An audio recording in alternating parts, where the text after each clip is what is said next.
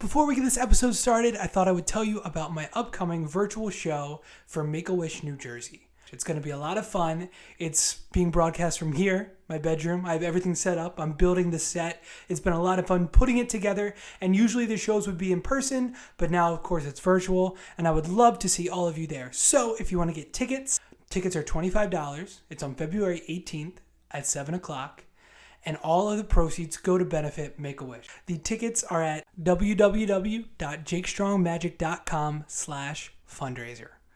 Just go there and you will be able to purchase the tickets. Again, all of the proceeds go to Make-A-Wish. Thank you so much for listening to this podcast and enjoy the episode. Hello and welcome back to 3 Questions, the show where I ask someone I admire 3 questions about their career. My name is Jake Strong and I hope everyone is enjoying their 2021. Today we have one of the best strolling magicians working in the entire world today, Will Fern. Will's skill doesn't just stop at the pure magic skill level. His ability to make all of his audiences feel at home when they watch him is unparalleled. Will's 3 answers talk about the number 1 factor he works to achieve while performing or doing business and his major dislike for Jennifer Aniston. Let's get right into it. And first and foremost, all I want to say is, Will, thank you so very much for doing this. To me, this means a lot to me. No, I'm happy to be here, man. I'm honored that you gave me the call. So getting straight into the first question, what I've noticed about a lot of your performances is kind of the environment you create during your performance seems as if you're just sitting around the dinner table with family members you haven't seen in a while. How do you create this type of environment that kind of makes everyone feel comfortable and just like they're sitting with old family? Wow, that's really interesting of you to catch, actually, because that's, boy, it's going to be one of these, ask me what time it is, and I'll tell you how the clock works questions. But I started because it was my family around the table that I saw close-up magic, right? So it was family, and it just hooked me that this was a great entertainment for people that love each other. Like it's a trusting environment. You can trust the magician. The magic's going to be fun. You're going to react well. You're going to enjoy it. It's coming from the heart. It was my brother's high school track coach. I was a very adept amateur, and we didn't know that, right? He didn't broadcast it, and but he was hanging out on Saturdays at Rubens with Harry Lorraine and Frank Garcia and all these guys, and he had some chops. And he's this guy from Queens who just been around the scene for a while. And, he just knew people, and he had good, he had some good skills, and he had a good repertoire, and he was a Harry Lorraine, addict for card stuff and on and on. And anyway, so just to say thanks for my brother getting a scholarship to college, we invited him to the house for dinner. And just after dinner, it's like, you know what, this is cool. I appreciate you giving me, free pizza, a little pizza party. And let me entertain the kids. So he goes to the car and gets his attaché case and takes out a mat and some cards and coins and, does a simple, thumb tip vanish. And I was amazed, man. I thought it was like, where is that? I always say in my lectures, when that hand opened up, I can remember exactly where I was and exactly how I was like blown away. Just a simple, and it's a beautiful thing. A simple little scarf vanish is a beautiful thing. We forget it. And I just, the big bang of my brain exploding into the universe is still expanding. Like it just blew it for me, man, right? So like I had to know where that hanky went, right? So I was on a quest. And how do I get to be like you, mister, was the question at the end of the night. And he go to the library, get a book. And he taught me how to do a French drop. Oh, no, taught my brother a French drop, I think. And then, no, what did he teach me? No, I'm sorry. He taught my brother how to, I forget something with cards, like how to back palm a card, and taught me how to make a French drop, right? Okay, that's it. So that was on my way, right? So I went to the library the next day, and I started with the, Encyclopedia of Card Magic, Walter B. Gibson, 793.8 in your local library. That's the code. And I was on my way, right? But it was family fun. It was trusting, and it was good and wholesome, clean fun, right? So that's what's in my head, right? And I took a long course, like a 3-day course with Bob Sheets and Brian Curry, 2 of my magic heroes. And, to find out about our personalities, right? It's a real deep dive that this real guru guy does, who does this whole personality assessment thing, so you can access who you are. And it's all about finding out who you are with these 15 other people doing little exercises. And, which gets me to the, you asked me about J.A. We'll talk about her later. Yeah. Anyway, it came out of that. And part of that class is hearing people's feedback about you, right? And so at one point, like they'd say, okay, so here's a here's a tie. This is all going to tie together, by the way. This seems insane, but it's going to tie together. The topic is like your relationship with a tomato, like whatever, or the house is burning. What are you going to grab?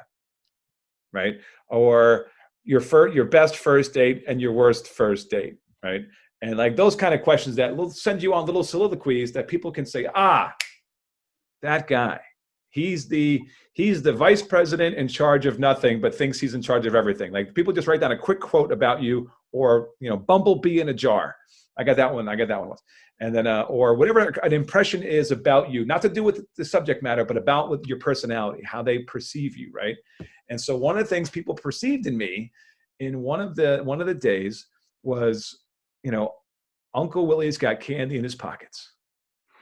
And they read, and every once in a while, not every exercise would all 15 people read out all 15 responses to your little 2-minute soliloquy about the topic at hand.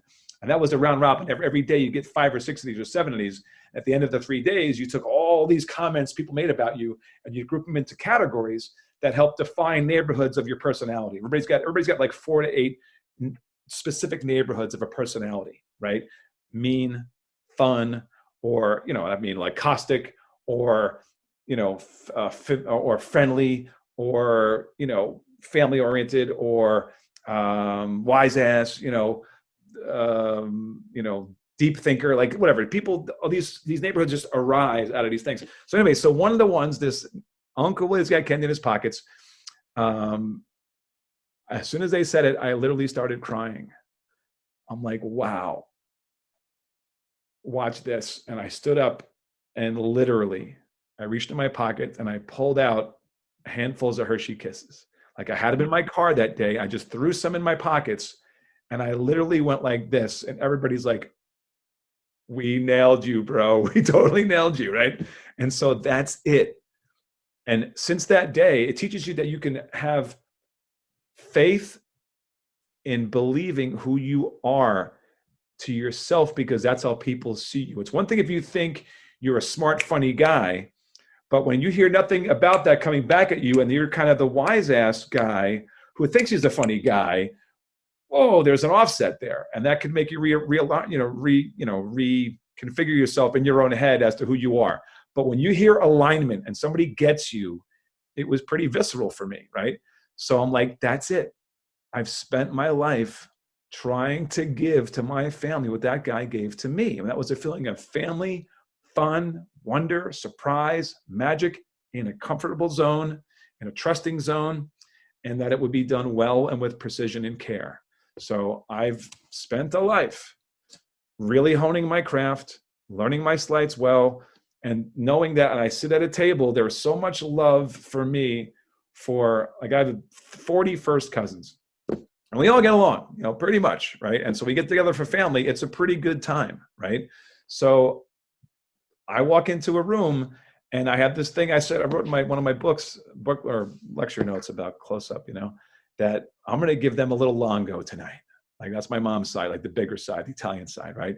I'm gonna longo them a little bit and give them a taste of how lucky I was to be cruising around family parties as a little kid, busting balls, telling jokes, doing card tricks, playing knuckles, like all the fun I had. Like I want to give that energy and fun to people because not everybody had it as good as me. So I'm kind of sharing what I think is a blessing I've had with others, coming from this total pure heart, love people place, period.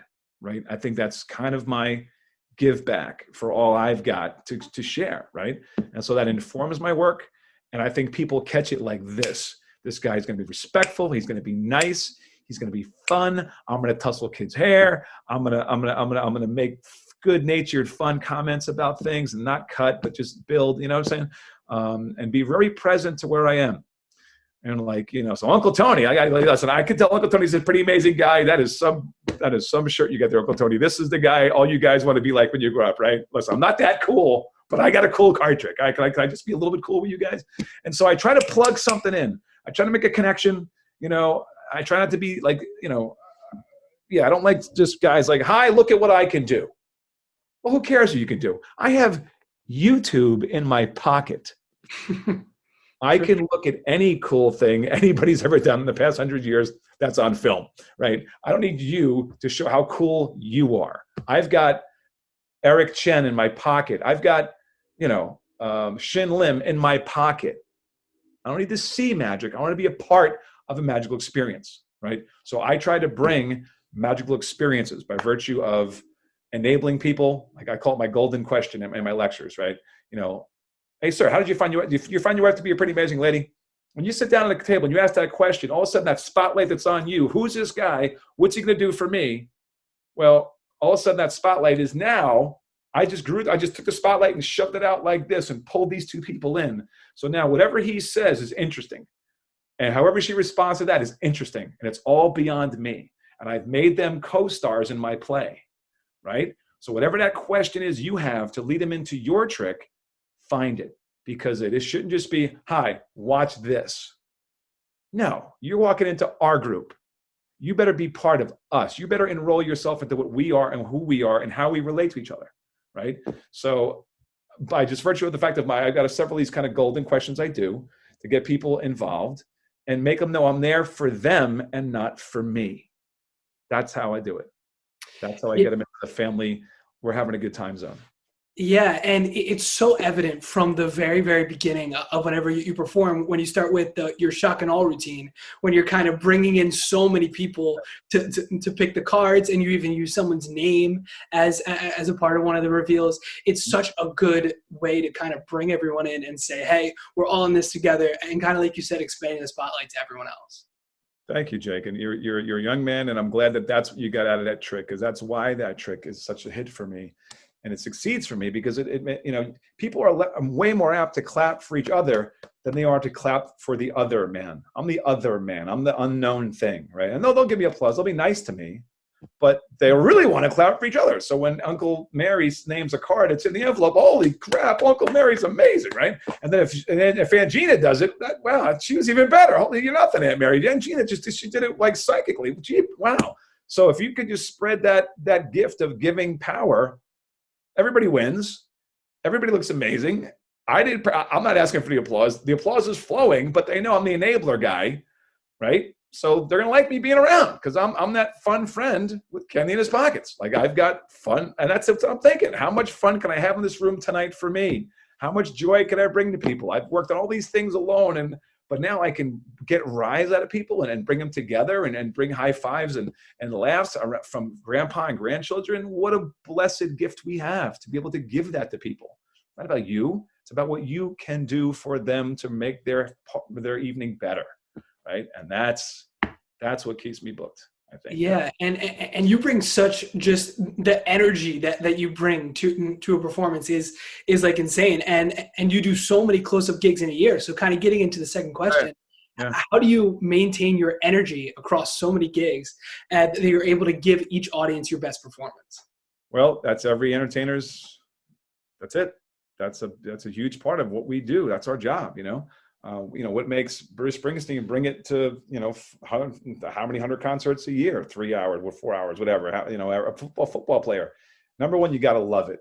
You've got to love not just that you're getting your ego fed, because that's going to happen here and there randomly. But if you love making them happy, the feedback loop you're not waiting for something to come back. You're in a place of giving, and it's that giving that feeds me. Right? That's where I get the energy from. Right? I'm not looking for anything.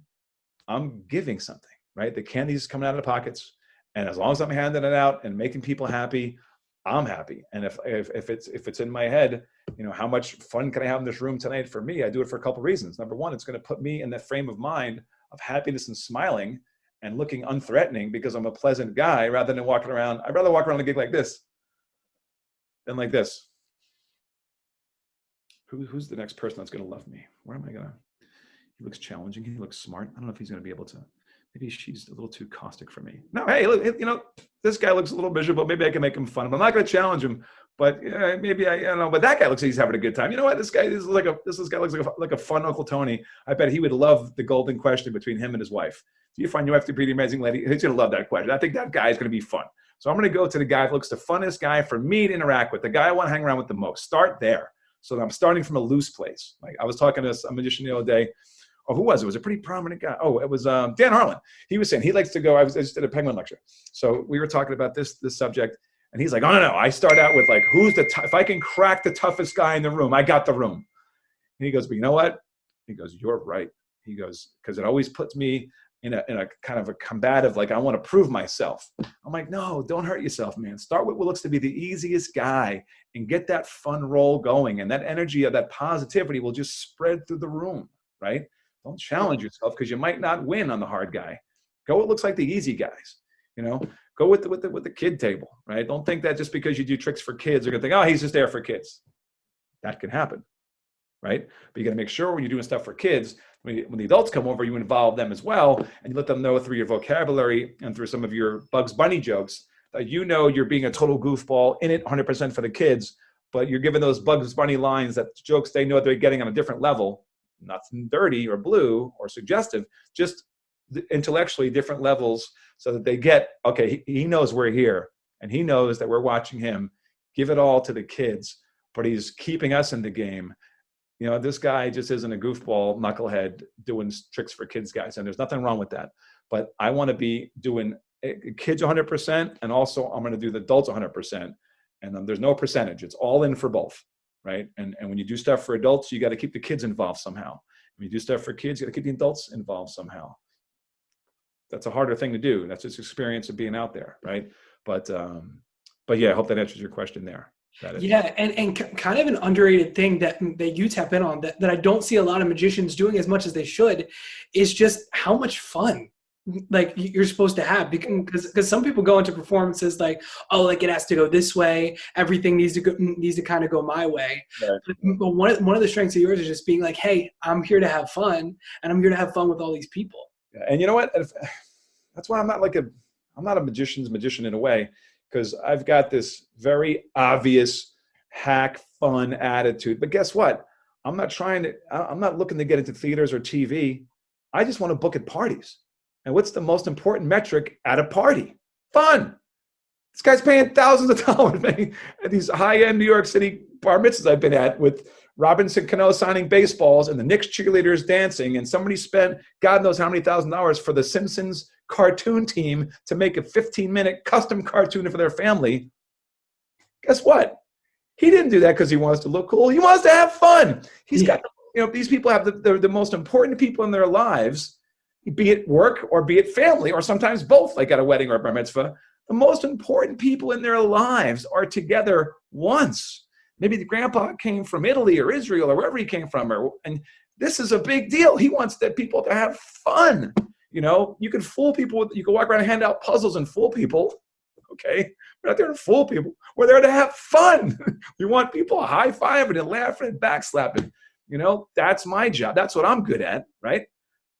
It's hard for me to rein that in. Well, at the Magic Castle, still, you kind of want to do magic guy magic, right? Because there's some magicians there, but screw that. I go and I have fun.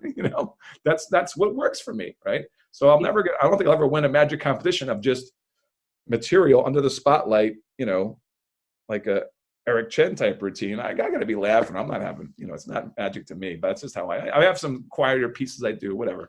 But by and large, yeah, to week in, week out, pay for this mortgage and everything else in my life. If I got to bring the fun, man. People want to have me at their parties, and like I got a great thing last year. A guy booked me for his kid's bar mitzvah. I said, John, this is like the 4th time. Man, I'm so honored, man. You want to have me walk around and do me? He goes, listen, hey, dummy, you don't get it by now? Because you're part of this family. Because I wouldn't have you there. People love you. It's like, whoa, like what a generous heart thing to say that, like, even right now, it brings me to tears because he meant it. He's like, what are you talking about? It's thanks for the honor. I'm honored, that you're doing what you do. I love what you do. You're part of the family now. It wouldn't be a party without you. He said, it wouldn't be a party without you because everybody loves getting around your table and rocking out. So that's the game, man. If you're going to do magic for business, it's parties and it's fun. Everything else, you don't have to be the funniest guy. You don't have to be the smartest guy, but you guys should be the funnest guy, right? That you can be. And I'm not saying be a jackass, right? But have that happiness about you. Check, do you go out the door, leave your problems there, empty your cup, as the Zen masters say, empty your cup so you can pour more tea in, that kind of thing, right? So I think that's my superpower. emptying my cup of my whatever my horrible day might have been, and walk in like, okay, this is my mission on this planet. Give them some Longo, right? And let them know that, not let them know, but just give them the best time I can. And I feed off it, and it works. It makes the phone ring with no advertising for 25 years, hardly. Yeah, that's a crazy stat. Making the phone ring with no advertising for over 25 years. That's what. I have a website, but I think I went 8 years without a business card. Just, you want a card? You want a card? Here's a card. I write my name and phone number on a jack of spades, whatever it was. Here's a card. And they'd laugh, but that was my card. Here's a card. Pick one. 3 spades, which one you want? Okay. So just a goofy thing, but it worked. Yeah, it just speaks to how much just everything I've said, how much you're able to have fun, how much you're able to bring everyone in. And then transitioning into the last question, something not as fun for you, probably the opposite of something that we've been talking about before. You brought it up before. You would not even refer to her by her name. You called her Jennifer Aniston. So you have a dislike for Jennifer Aniston, whatever it may be. So I'm curious, A, what started that dislike? And then kind of B, what is your Jennifer Aniston thing that you get annoyed with when you watch another magician perform? What is something that kind of riles you up and gets almost as riled up as Jennifer Aniston? Yeah. All right. So here's why I hate Jennifer Aniston, right? I always, I wasn't that particular to her, but all right, a couple of things. Number one, you can't buy a loaf of bread in America for the last 20 years, except for maybe the last 2. When you don't see her face on one of those magazines at the supermarket. Like, who deigned her? No, she's another. I can walk in any mall in America and see 20 cuter girls, and every 10 minutes of Jennifer. Like, why that? Well, because her dad was a big Hollywood wheel, and she got in a big Hollywood show. And I don't know. To me, say Lucille Ball does somersaults in her grave when Aniston signed a check for one. She was getting $1 million an episode, and Lucille Ball, talented woman, beyond measure. If she made $1 million in her lifetime, I don't know, but it doesn't matter because Jennifer Aniston, to me, she just reads the cards. I mean, whatever. Nowhere near the comedic range and skill, whatever. But here's the point. And none of this that I really make notice of until I was to see her at David Letterman's show in New York City. My old girlfriend got tickets one day. We went to see Letterman's show, and she comes out. And Dave's like, hey, Jennifer Aniston, okay. And she sits down. And so you haven't been here in a couple of years. And seems you've ended your singlehood. Meanwhile, she just married Brad Pitt. This is the first interview of the woman who married America's sweetheart guy. She's like, yeah. It's different now. It's like, yeah, so, what is it like being married to like America's hunky heartthrob? What's that all about? Well, it's just like being married. It's like you stay in more, you go out less. And it's like, a lot of the same stuff you kind of get in a relationship. It's like, that's what it's like.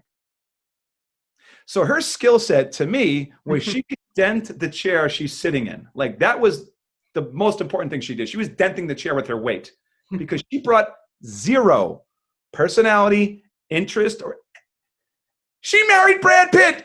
Could you let these warthogs out in America that aren't on every magazine in the world, just let them fantasize through you? Oh, you know what? Every time I kiss him, like, wow, I'm kissing Brad Pitt. This is amazing. I can't believe I actually met him, much less he's my husband. He's a great guy. And I got to tell you, I mean, girls, I'm not going to say it's great, but it's pretty cool. Like, just from your perch on top of the universe, could you let the rest of these sweat monsters think, like, just fantasize for a second? Like, it would be really, just live through you and not just be a total bore, snore.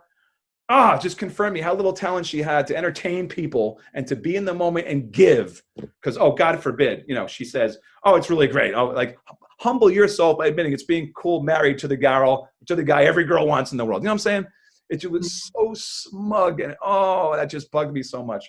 But anyway, so I put that combined with the magazine thing. Like, she's so thrust in our face, and I'm like, why her? And she's got to be the one I see every time I buy a gallon of milk. Okay, that's it. Yeah, and kind of what kind of gets you that riled up whenever you see another performer do something wrong? Okay? Well, there you go. I covered it before. Like, look at me. Like, I do this, and that happened. Okay, great. What about us? Right? So, yeah, so look what I can do. never did it for me rather than look at the fun we're having, right? That I'd rather be in look at the fun we're having than watch me do something really, I mean, I do a couple of really amazing things. I do, right? But I don't start there and I don't really end there, right? So, and I haven't seen too many magicians really just, tank in that aspect, right? Because let's face it, how many times do you really, really watch another guy work? Most of my friends I've worked with around New York are really good performers, and I think they get it as well. That it's about the people, right? Yeah. So I've never seen any of my friends be horrible at it, but I kind of imagine in my head there's that guy who just thinks it's about, if it's a 1 to 10 level mystery, if you deliver a 10 mystery well, you've done your highest job. No, give me a number 2 level mystery like the Sponge Bunnies, and give me some snot-nosed kids in 8 minutes. And they're not going to forget me for a while, right? I'm going to bring the fun. I'm going to bring that house down with fun. We're going to have so much fun, Yeah. Yeah. And your Sponge Buddies routine is exactly that. So very much for something that so many people take for granted. Yeah. So before we go, is there like a website that people can check you out at? WillFern.com. You check that out. There's not much there, but you can see the guy who did my DVDs, right? Anthony Asimov, right? He's great. He was on Penn and Teller and stuff. He's got a really good virtual show he does now, and he guest starred in one of my virtual things recently, and really great guy. But he made the greatest trailer for me, like out of the highlights of my Magic Castle acts and stuff that he edited in my DVD series. My DVD series is called Bring It, right? And so the trailers is such a good example of how to do a trailer right. If you're looking for an idea how to do a trailer, I think he's got a pretty good idea how to do it. So you can check that out. I think that's interesting. I have 2 sets of lecture notes. The 2 lectures I did for Tannins, right? Yep. Were both calls from Terry, Mama Magic, right? Hey, Will, listen, Michael Carbonaro can't make it tomorrow night. Can you do a lecture? I'm sorry, one was 2 nights, one was tomorrow night. I'm like, no pressure. Go entertain a couple hundred kids that love Carbonaro and get some no name to go, okay, I'll do something. So I did 2 lectures, and I think they both went well. And I'm always honored to say I got 2 standing ovations for those lectures. And they're just about being a strolling magician, right? One is how to be a strolling superhero. And then the next one's a much deeper dive called 15 Thoughts on Strolling Magic, right? And I think that all my philosophies of being what I am and how I go about and why I do and specific little techniques I use, they're all in those 2 things. And if you're interested, I don't even have them for sale on my website. I have nothing for sale because I don't think a magician should be on his personal website like he's hawking magic stuff to magicians. So I don't know. I'll just say if you're interested, reach out to me. My email is wafern@yahoo.com. Email me or find it on the website. And then if you're interested, I can hook you up with those. And I'll give a really silly, great deal for anybody, who's a student magician and wants to learn. Cool. Well, thank you so very much for taking the time out of your day for doing this. This really means a lot. You've been someone I've enjoyed seeing here and there for the past few years. So thank you so very much for doing this. I appreciate it. And I'm honored for the ask. And I really admire what you're doing. Thank you so very much. Again, a huge thank you to Will Fern for talking with me and bringing the same energy he brings to every performance. Go to willfern.com to see more about what Will's doing. He is truly one of the best guys and magicians that I know. Thank you all for tuning in. And if you want to help out this podcast, like I always say, please, please, please leave a review and share it with someone who would enjoy it as well. If you have any questions or want to make a donation to help the podcast, email jake@jakestrongmagic.com. This is currently a very small project that I've been working on, but I would love to see it grow and reach as many people as possible. Thanks again, everyone. Stay safe, and I'll see you next week.